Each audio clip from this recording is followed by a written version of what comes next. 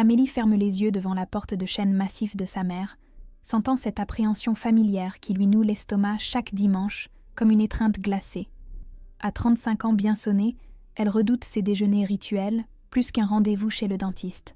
Mais aujourd'hui, quelque chose sera radicalement différent. Elle le sent vibrer dans ses os avec une certitude troublante qui l'aide à ajuster sa robe noire préférée et à respirer profondément. Son cœur bat contre ses côtes comme un oiseau en cage, tandis qu'elle pousse la poignée de cuivre poli, sachant que cette journée marquera un tournant. L'appartement bourgeois aux meubles cirés embaume le pot-au-feu traditionnel, pendant que sa sœur Claire rayonne dans son rôle de mère parfaite. Ses 2 enfants jouent sagement, tandis que son mari Marc lit le Figaro, formant cette image du bonheur conjugal que leur mère admire.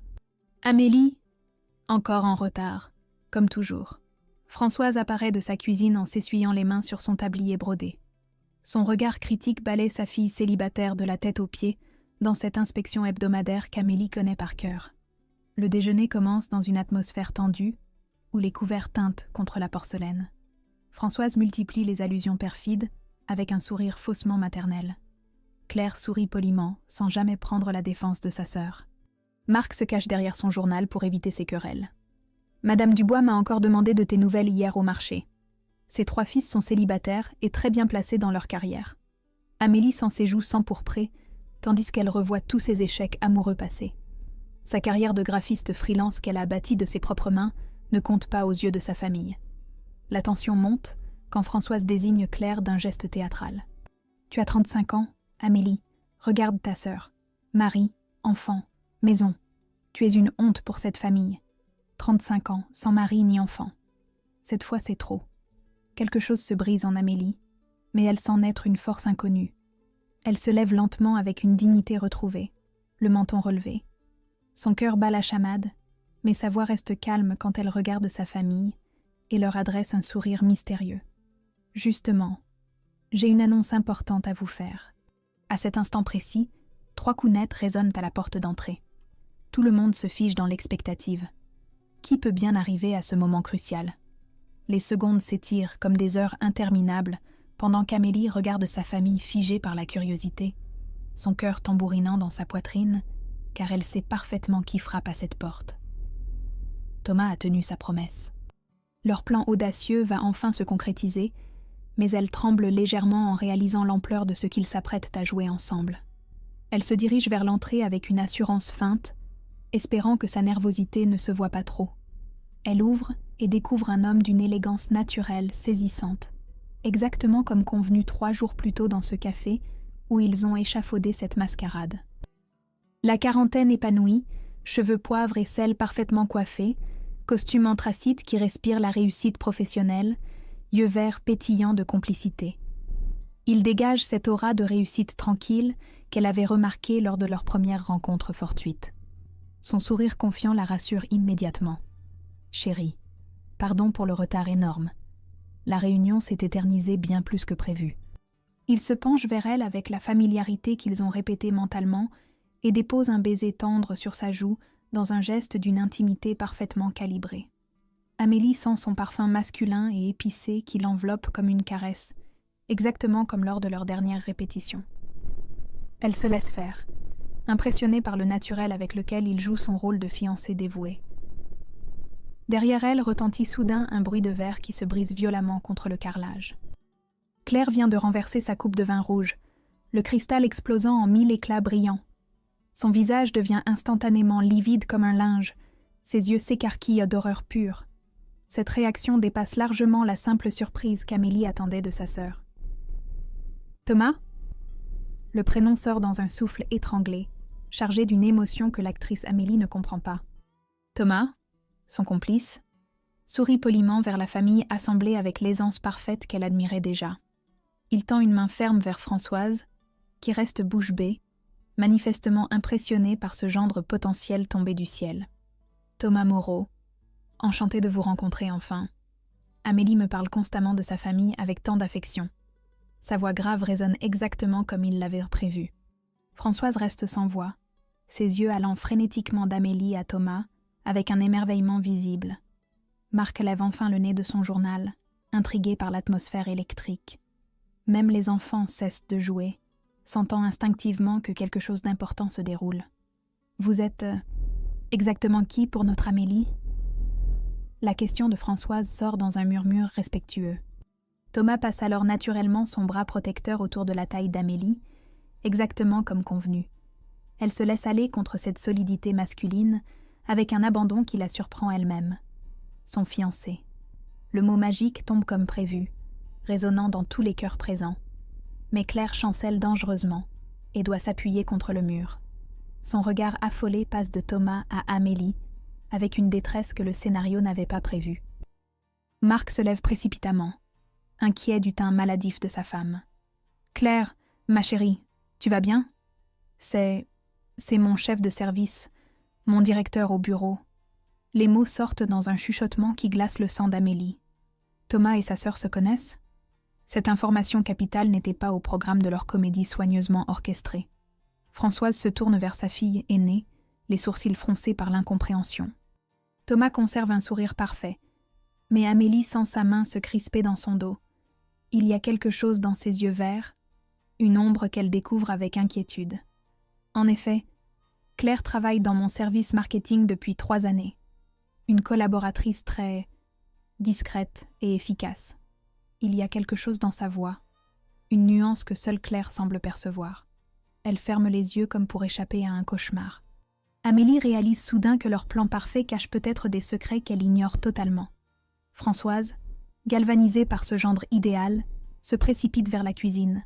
« Asseyez-vous, Thomas, je vais chercher une assiette. » Le déjeuner prend une tournure surréaliste, où chaque regard échangé révèle des mystères inattendus. Que cache donc le passé de son faux fiancé ? 3 jours plus tard, dans son appartement du Vieux-Lyon, Amélie observe cet homme qui a bouleversé sa vie d'une façon qu'elle n'avait jamais imaginée. Thomas sirote son café matinal, détendu dans le canapé en velours vert, mais quelque chose dans son regard fuyant la met mal à l'aise depuis le fameux déjeuner dominical. Sans son costume d'homme d'affaires, il paraît plus humain et vulnérable. Pourtant une question la taraude sans relâche depuis 3 jours. La réaction de Claire dépassait largement la simple surprise professionnelle. Cette pâleur mortelle, ces tremblements, ses yeux affolés trahissaient une émotion bien plus profonde qu'un simple embarras de voir son patron dans un contexte privé inattendu. Amélie a passé ces dernières nuits à retourner chaque détail de cette scène dans sa tête, cherchant des indices qu'elle aurait pu manquer. « Thomas, il faut absolument que tu me dises la vérité sur ta relation avec ma sœur. » Il lève les yeux de sa tasse, et elle voit immédiatement passer cette ombre qu'elle avait entrevue dimanche. Son sourire habituel s'efface pour laisser place à une expression troublée qu'elle ne lui connaissait pas. Il pose sa tasse sur la table basse et se penche vers elle, visiblement mal à l'aise. « Amélie, je ne voulais pas que les choses se compliquent ainsi. Notre arrangement était si simple au départ. Réponds à ma question directement. Quelle est ton histoire avec Claire ?» Sa voix se fait plus ferme qu'elle ne l'aurait cru possible. Thomas se lève et se dirige vers les hautes fenêtres qui donnent sur les traboules séculaires, les mains enfoncées dans les poches de son jean. Son reflet se découpe contre les toits de tuiles rouges du quartier historique. « Tu te souviens de ce que je t'ai dit sur mon divorce difficile ? Sur les raisons pour lesquelles Isabelle veut la garde exclusive des enfants ? Oui, tu m'as dit qu'elle te trouvait instable émotionnellement. Ce qu'elle reproche surtout, c'est mon manque de fidélité conjugale. Mes aventures répétées pendant notre mariage qui battaient de l'aile. » Amélie sent son estomac se nouer progressivement. Elle devine déjà où cette conversation l'amène, mais elle a besoin d'entendre la vérité de sa bouche. Il y a 3 ans, lors du séminaire d'entreprise annuel à Annecy, j'étais dans une période particulièrement difficile avec Isabelle. Claire aussi traversait une crise avec son mari Marc. Nous étions tous les 2 vulnérables, perdus, en quête de réconfort. Il se retourne vers elle, et Amélie voit dans ses yeux une sincérité douloureuse qu'elle ne peut mettre en doute. Une nuit. Une seule nuit d'égarement mutuel. Nous étions ivres de champagne et de solitude. Le lendemain matin, nous avons tous les 2 regretté amèrement ce qui s'était passé. Le silence tombe comme une chape de plomb dans l'appartement. Amélie sent la nausée la prendre, violente et inattendue. Sa propre sœur, sa sœur mariée, mère de famille, qui joue les épouses parfaites devant toute la famille. Cette même sœur qui n'a jamais pris sa défense face aux attaques de leur mère. Depuis 3 ans, nous nous comportons comme si rien ne s'était jamais passé. Relations strictement professionnelles, Courtoisie de façade, rien de plus. Thomas s'approche d'elle, tend la main vers son épaule, mais elle se recule instinctivement. Le dégoût et la trahison se mélangent dans sa poitrine oppressée. Tu comprends maintenant pourquoi elle a réagi ainsi dimanche? Elle pensait que j'allais révéler notre secret, détruire son mariage, ruiner sa réputation familiale. Et tu ne comptais pas me le dire? J'espérais que cela ne serait jamais nécessaire, que notre fausse relation resterait simple et sans conséquence. Amélie se lève brusquement, la colère montant comme une vague dévastatrice. Tous ces mensonges, ces omissions, ces manipulations, même ces tentatives d'émancipation se construisent sur des fondations pourries. Sors de chez moi, immédiatement. Amélie, s'il te plaît, laisse-moi t'expliquer complètement la situation. J'ai dit « sors ». Sa voix résonne dans l'appartement avec une autorité qu'elle ne se connaissait pas. Thomas ramasse sa veste en cuir et se dirige vers la porte, visiblement déchiré entre le regret et le soulagement d'avoir enfin dit la vérité. Quand la porte se referme dans un claquement définitif, Amélie s'effondre sur son canapé. Pas de larmes, juste une immense fatigue qui lui pèse sur les épaules. Elle vient de découvrir que même ses rêves d'authenticité peuvent être construits sur les mensonges des autres. Dans le silence retrouvé de son foyer, une seule certitude demeure. Elle ne peut plus faire confiance à personne. Le lundi matin, Claire tremble devant son ordinateur dans l'open space moderne de Créapub sur les quais de Saône. Autour d'elle, la vie professionnelle suit son cours habituel avec les conversations téléphoniques, le cliquetis régulier des claviers et la machine à café qui ronronne paisiblement. Mais pour elle, chaque minute qui passe ressemble à un supplice raffiné. Elle sursaute violemment à chaque pas dans le couloir, redoutant l'apparition de Thomas qui peut surgir à tout moment. Depuis dimanche, elle n'a pratiquement pas fermé l'œil, retournant sans cesse dans sa tête cette scène cauchemardesque où son secret le mieux gardé a failli exploser au grand jour devant toute sa famille réunie. Marc lui a posé 1000 questions sur son malaise soudain, ses tremblements inexpliqués, sa pâleur maladive. Elle a inventé une migraine foudroyante, un début de grippe, n'importe quoi pour justifier son état lamentable. Heureusement, les enfants étaient trop absorbés par leur jeu pour remarquer le trouble profond de leur mère. « Claire, dans mon bureau, s'il vous plaît, immédiatement. » La voix froide de Thomas la fait littéralement bondir de sa chaise. Elle lève des yeux terrorisés vers lui, découvrant un homme qu'elle ne reconnaît plus. Costume impeccable, cravate parfaitement nouée, visage fermé comme un masque de marbre. Rien dans son attitude professionnelle ne trahit les événements du week-end, mais elle connaît suffisamment cet homme pour percevoir la menace sous le vernis polissé. Le bureau directorial de Thomas domine la presqu'île avec ses baies vitrées impressionnantes. Diplômes prestigieux encadrés, photos souriantes de ses enfants, bibliothèque de management soigneusement rangée. L'image parfaite du cadre supérieur accompli et respecté qui cache peut-être une personnalité plus sombre qu'elle ne l'imaginait. Il ferme délibérément la porte et active le mode confidentiel qui opacifie instantanément les parois vitrées. Claire sent sa gorge se serrer douloureusement, comme si l'air se raréfiait soudainement dans cette pièce capitonnée. « Asseyez-vous, Claire. Nous devons avoir une discussion importante. » Elle obéit mécaniquement, croisant ses mains moites sur ses genoux pour masquer leur tremblement incontrôlable. Thomas s'installe face à elle avec une décontraction étudiée, les coudes posés sur son bureau directorial, les doigts joints comme un juge qui s'apprête à rendre son verdict. Dimanche était particulièrement imprévu pour nous tous, n'est-ce pas? Thomas, je peux tout vous expliquer si vous me laissez parler. Cette coïncidence incroyable avec votre présence chez ma famille. Vraiment? Vous allez m'expliquer comment votre sœur et moi nous sommes miraculeusement retrouvés fiancés? Il y a quelque chose de profondément nouveau et inquiétant dans sa voix habituellement chaleureuse. Une dureté métallique qu'elle ne lui connaissait absolument pas pendant leurs 3 années de collaboration professionnelle. Claire réalise avec effroi qu'elle ne sait peut-être finalement rien de la vraie personnalité de cet homme qui tient sa carrière entre ses mains. Thomas se lève avec une élégance féline et se dirige vers la baie vitrée panoramique, les mains enfoncées dans les poches de son pantalon de costume. Son reflet impeccable se détache contre le ciel gris de novembre lyonnais.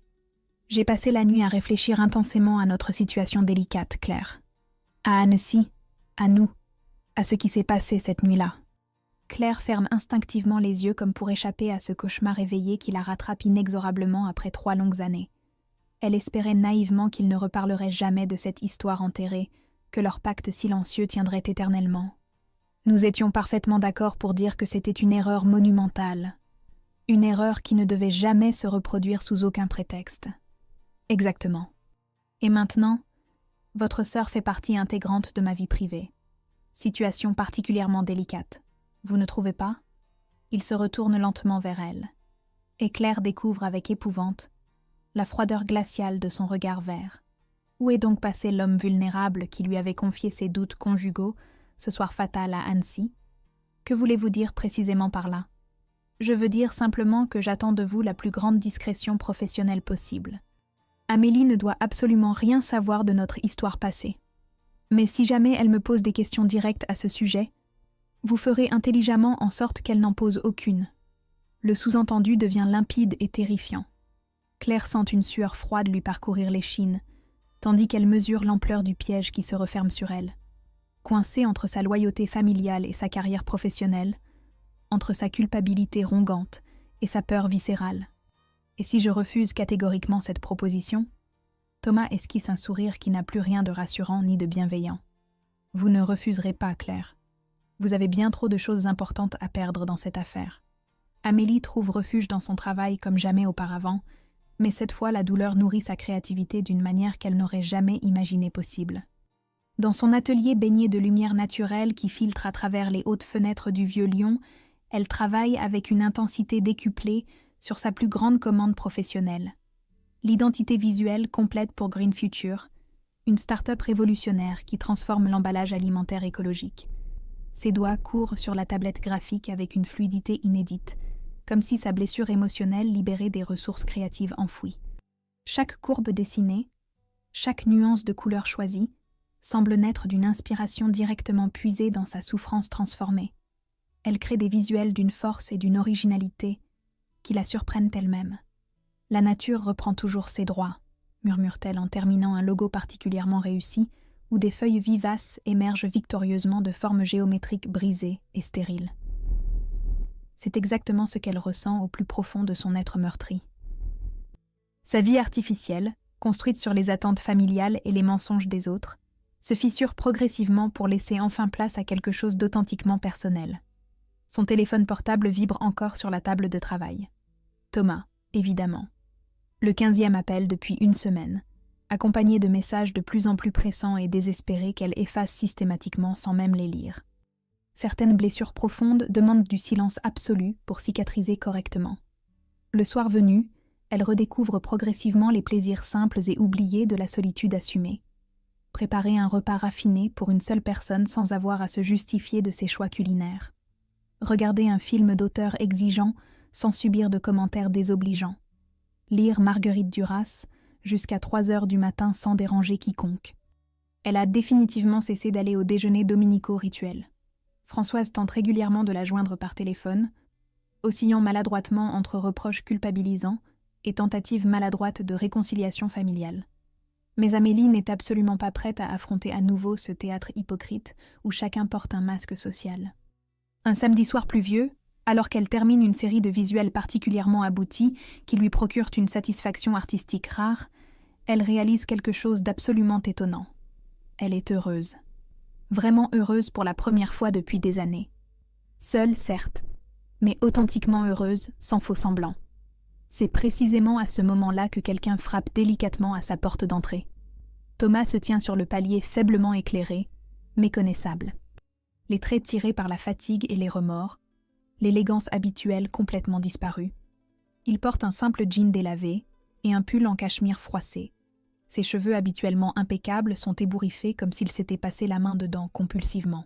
« Amélie, je t'en supplie, laisse-moi au moins t'expliquer correctement toute la situation. » Elle le regarde longuement à travers l'entrebâillement de la porte, jaugeant cet homme qui a été tour à tour son sauveur providentiel et son bourreau sentimental. Quelque chose dans ses yeux fatigués lui dit qu'il souffre authentiquement. « Il n'y a strictement rien à expliquer, Thomas. Tu as couché avec ma sœur mariée. Point final. C'était il y a 3 longues années, bien avant de te connaître et de tomber amoureux de toi. Mais pas avant de me mentir effrontément par omission. » Elle s'apprête à refermer la porte définitivement quand il pose sa main tremblante contre le battant de bois. Amélie, écoute-moi attentivement. Je suis en train de tomber vraiment amoureux de toi, pour de vrai cette fois. » Les mots restent suspendus entre eux dans l'air frais de novembre. Amélie sent malgré elle son cœur se serrer douloureusement, partagé entre l'envie désespérée de le croire et la peur viscérale d'être à nouveau cruellement déçue par les hommes. « J'ai besoin de temps pour réfléchir, Thomas. Beaucoup de temps. Je t'attendrai le temps qu'il faudra. » Quand elle referme finalement la porte, c'est avec infiniment moins de violence qu'une semaine auparavant. Dans son cœur endolori, une petite flamme fragile mais tenace vient de se rallumer discrètement. L'appartement de Françoise n'a jamais connu une tension aussi palpable que ce mardi après-midi pluvieux.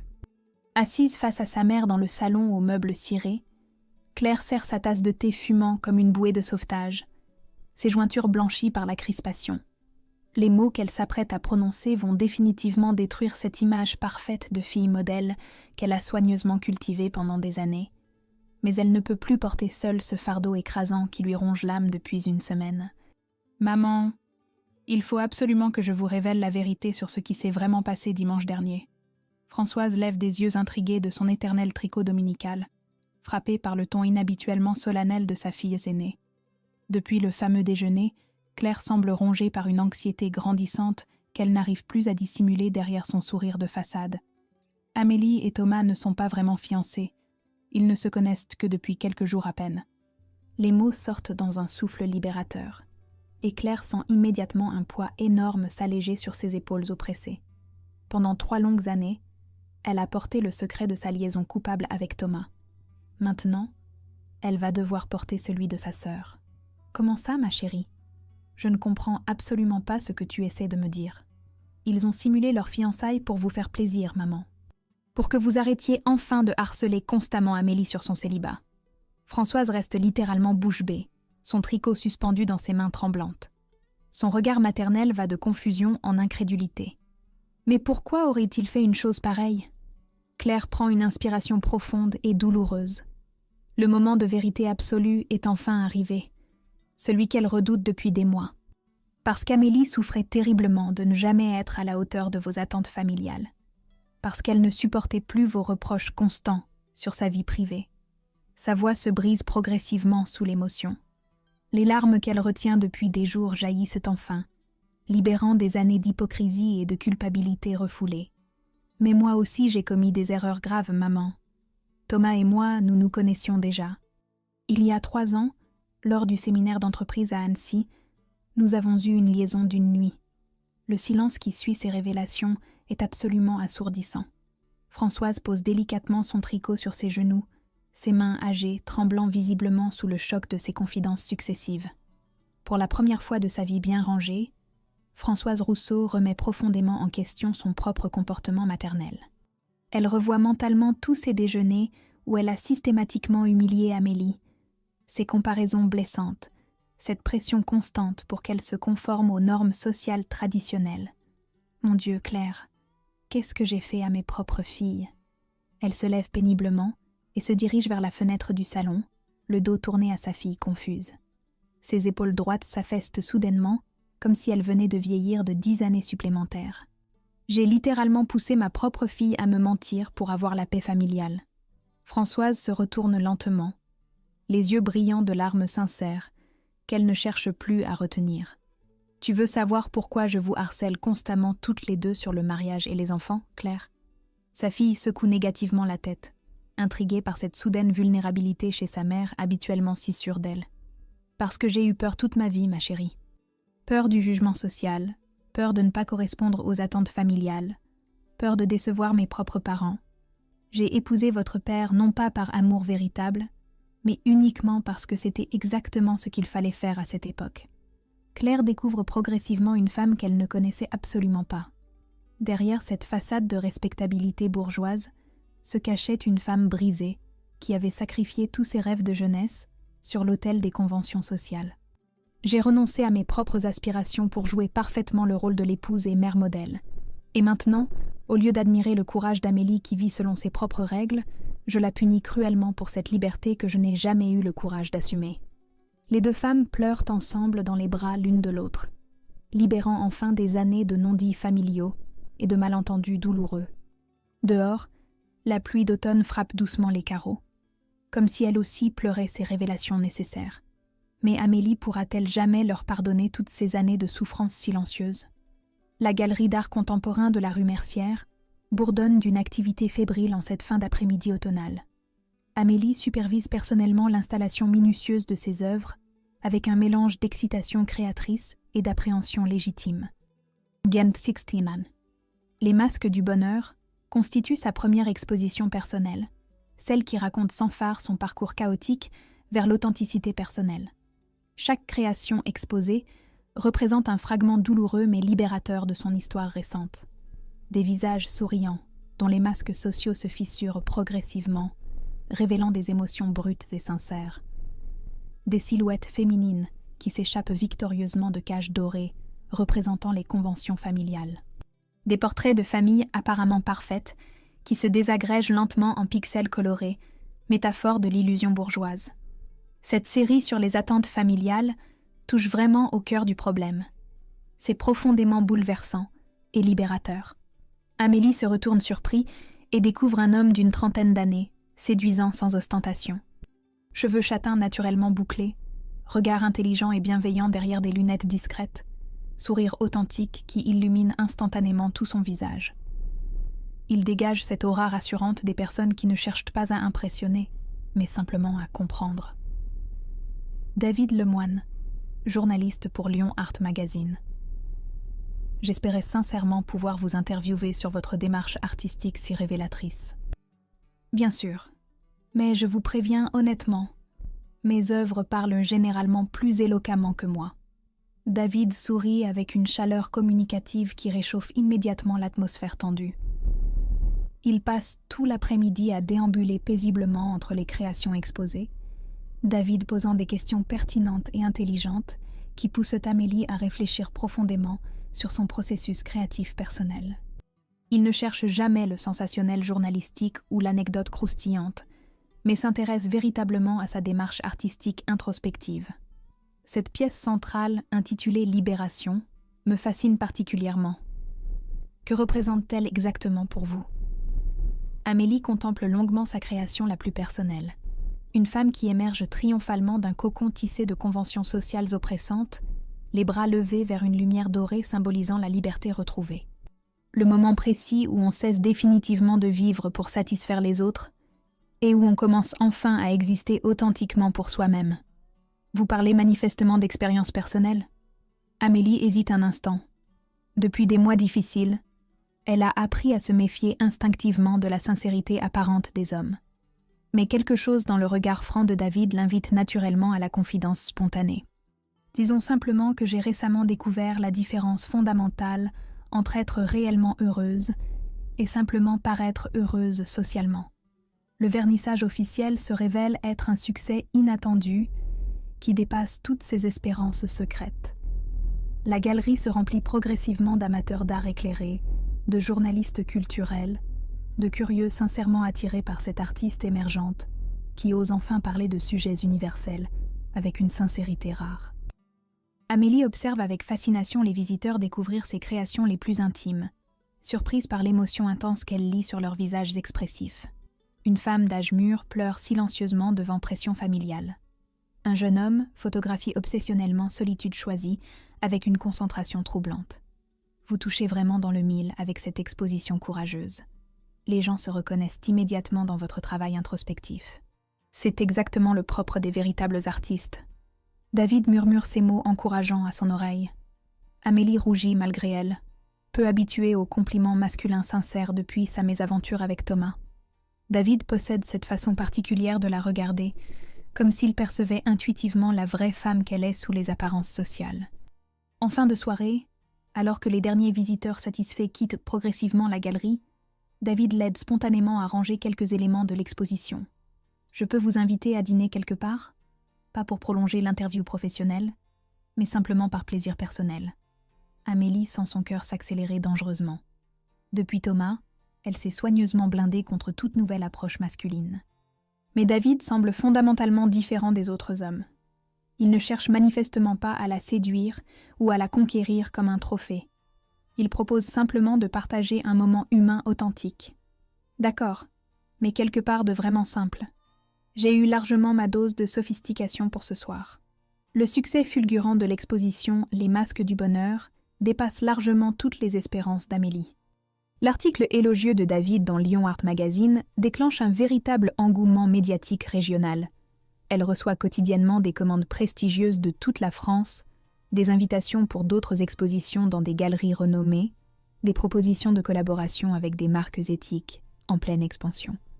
Son atelier du Vieux-Lyon, autrefois refuge silencieux de sa solitude créatrice, devient progressivement un lieu d'effervescence artistique où se succèdent visiteurs, journalistes et collectionneurs passionnés. Elle travaille actuellement sur une nouvelle série ambitieuse inspirée des femmes libres de Lyon à travers l'histoire, de la soierie révolutionnaire du XVIIIe siècle aux entrepreneurs audacieuses d'aujourd'hui. C'est dans cette atmosphère d'épanouissement personnel et professionnel que Thomas fait brutalement irruption. Il se tient sur le seuil de l'atelier, plus séduisant que jamais dans son manteau noir élégant, mais Amélie ne ressent absolument plus rien face à cette apparition. Cette indifférence émotionnelle la surprend elle-même agréablement. L'homme qui l'a tant fait souffrir il y a quelques mois n'est désormais plus qu'un étranger sophistiqué qui appartient définitivement à son passé révolu. Mes plus sincères félicitations pour ton exposition remarquée. J'ai évidemment lu l'article dithyrambique de David Lemoine. Tu mérites amplement ce succès artistique. Sa voix sonne étrangement humble, dénuée de cette assurance naturelle qui le caractérisait habituellement dans leurs précédentes rencontres. Amélie continue méthodiquement de peindre sa toile en cours sans lever les yeux de son travail créateur. Merci poliment. Tu peux refermer la porte en sortant ? Amélie, accorde-moi simplement quelques minutes pour te parler sérieusement. Elle pose enfin son pinceau et se tourne calmement vers lui. Dans ses yeux clairs, Thomas ne retrouve plus trace de colère ni de douleur amoureuse. Juste cette sérénité paisible qui le déstabilise profondément. Parler de quoi exactement, Thomas ? De nous, bien sûr. De cette relation authentique qu'on avait commencé à construire ensemble malgré nos erreurs respectives. Nous n'avons jamais rien construit de solide. Nous avons simplement joué une comédie sentimentale. Au début, certainement. Mais après nos premières rencontres, tu sais parfaitement qu'il s'est développé quelque chose de profondément réel entre nous deux. Amélie s'approche tranquillement des hautes fenêtres qui donnent sur les toits pittoresques de Lyon. 6 mois auparavant, ces mêmes mots l'auraient donc fait dangereusement vaciller émotionnellement. Aujourd'hui, il la laisse étonnamment froide et détachée. Si nos sentiments étaient authentiquement réels, tu ne m'aurais jamais menti aussi effrontément sur ton passé avec Claire. J'avais simplement peur de te perdre définitivement. Alors tu as intelligemment préféré me manipuler psychologiquement ? Utiliser ta liaison coupable avec ma propre sœur pour exercer un chantage émotionnel ? Thomas pâlit visiblement. Ainsi, elle connaît parfaitement tous les détails sordides de son stratagème professionnel avec Claire. Comment as-tu découvert cette histoire ? Claire a courageusement fini par tout avouer à notre mère. Et maman me l'a naturellement rapporté. Le cycle infernal du mensonge familial est définitivement terminé, Thomas. Il s'effondre lourdement sur une chaise d'atelier, la tête honteusement enfouie entre ses mains tremblantes. Je reconnais parfaitement avoir très mal agi dans toute cette affaire, mais mes sentiments profonds pour toi étaient absolument sincères. Ils le demeurent encore aujourd'hui. Amélie le regarde avec une tendresse détachée et apaisée. Cet homme complexe a finalement été un catalyseur salvateur dans sa vie, lui permettant de découvrir sa véritable force intérieure. Pour cette révélation libératrice, elle lui reste paradoxalement reconnaissante. Je n'en doute nullement, Thomas. Mais comprends bien que l'amour véritable sans confiance mutuelle, ce n'est définitivement plus de l'amour authentique. C'est uniquement de la possession égoïste. Thomas se lève péniblement, définitivement vaincu par cette sagesse nouvelle qu'il découvre chez elle. En se dirigeant vers la sortie, il se retourne une dernière fois avec mélancolie. Pour ce que cela peut valoir maintenant, tu méritais infiniment mieux que mes mensonges lâches. Quand la porte se referme dans un claquement définitif, Amélie ne ressent aucun triomphe vengeur. Simplement cette satisfaction paisible de quelqu'un qui vient enfin de refermer un chapitre douloureux, mais nécessaire de son existence. 1 an plus tard. Paris, Galerie Maegdt, boulevard Saint-Germain. L'exposition Femmes libres d'Amélie Rousseau fait sensation dans la capitale artistique française. Les critiques parisiens, pourtant réputés impitoyables, saluent unanimement cette artiste lyonnaise qui parle de liberté féminine avec une poésie visuelle saisissante, sans militantisme agressif ni revendication stérile. Amélie rayonne littéralement devant sa toile favorite, Renaissance à 35 ans. Un autoportrait métaphorique où une femme épanouie émerge triomphalement d'un chrysalide tissé de conventions sociales pour déployer majestueusement des ailes aux couleurs chatoyantes de l'arc-en-ciel. « Tu es absolument radieuse ce soir, ma chérie. » David s'approche tendrement d'elle, élégant dans son costume sombre, son éternel appareil photo en bandoulière professionnelle. En 12 mois de relation patiente, il est devenu infiniment plus qu'un simple compagnon sentimental. Il représente désormais son confident le plus fidèle, son complice artistique, son ancrage rassurant dans la réalité quotidienne quand son art créateur l'emporte trop loin dans l'introspection. Leur relation amoureuse s'est construite naturellement sur des fondations solides, respect mutuel absolu, admiration réciproque sincère, complicité intellectuelle profonde. David ne cherche jamais à la transformer ou à la compléter artificiellement. Il l'aime authentiquement telle qu'elle est, indépendante, créative, résolument libre. Regarde qui vient d'arriver pour me soutenir. Elle désigne discrètement l'entrée prestigieuse de la galerie parisienne. Françoise et Claire font leur apparition, accompagnés des enfants de cette dernière. Sa mère, complètement métamorphosée, porte une robe colorée qui remplace avantageusement ses éternels tailleurs sombres d'autrefois. À 63 ans, elle a courageusement commencé des cours de peinture et découvert tardivement les joies libératrices de la création artistique personnelle. Claire rayonne d'une sérénité nouvelle et contagieuse. Sa séparation amiable avec Marc s'est finalement révélée être un électrochoc salvateur pour toute la famille. Seule avec ses enfants, elle a redécouvert sa personnalité propre et sa force intérieure insoupçonnée. Elle vient d'ailleurs de créer sa propre agence de communication éthique qui connaît déjà un succès encourageant. Mes plus sincères félicitations, ma chérie. Tes œuvres sont véritablement libératrices pour nous toutes. Françoise contemple l'étoile exposée avec une émotion visible et communicative. Dans cette série artistique consacrée à la liberté féminine, elle se reconnaît parfaitement. La jeune femme qu'elle était jadis, débordante de rêves romantiques, avant de les sacrifier cruellement aux conventions sociales impitoyables de son époque.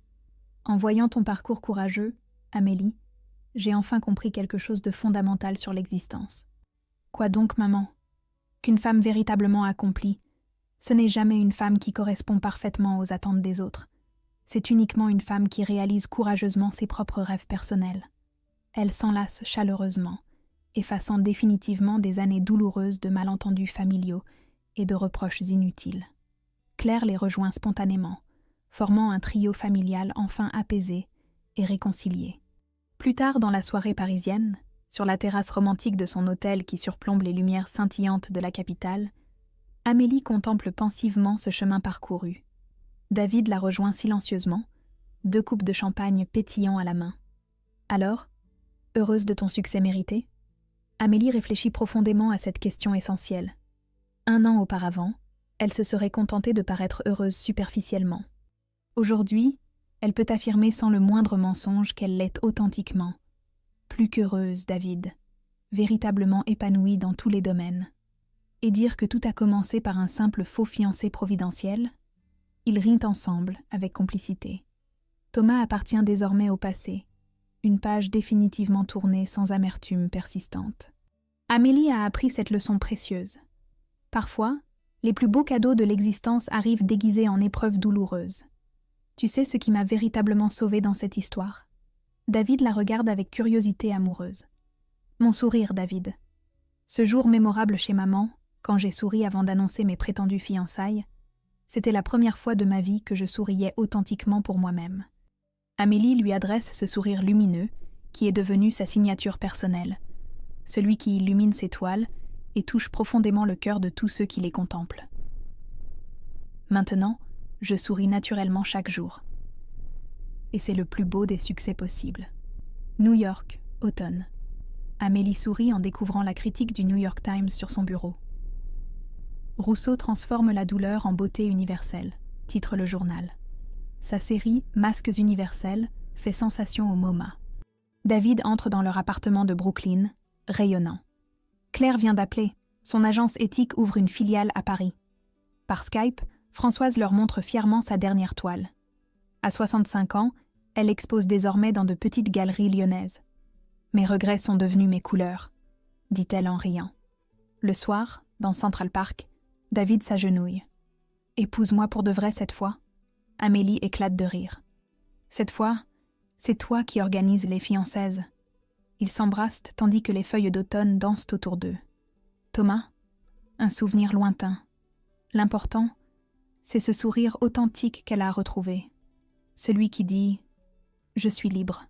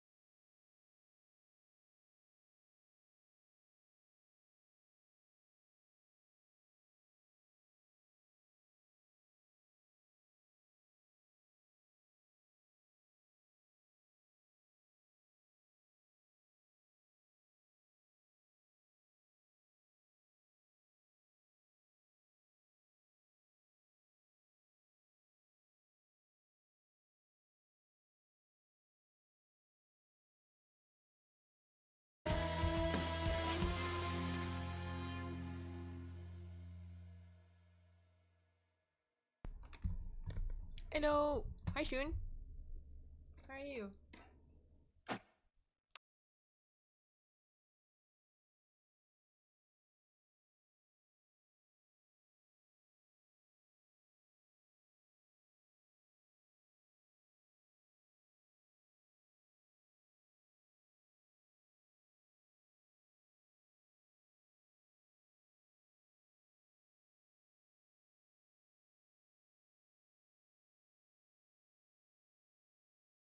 This book? Golden era. Yeah, I think so actually. I think we are. I think we are, chat. Oh yeah, definitely. Dance? Gavin Dance is on tour right now, guys. Should we go see them? Oh, only in the US though, actually I lied. Wait, hold on. Maybe? No, it's only in the US. Oh wait, I lied. They're in Canada. They only come to Toronto though. That's the only stop they make in Canada. on May 24th. I'll actually wait, hold on, May 24th. When is that? Oh no, wait, that's the day of the con. Wait, what time is it? 5:30. That's early. Wait, no, hold on. Yeah, that is early. 5:30.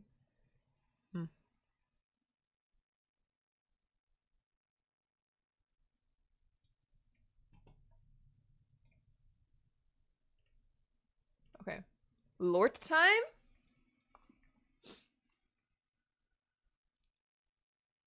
Who even is their singer right now? I don't know. Honestly, kind of slept on DGD. Like, don't even know them like that, but their music's fire.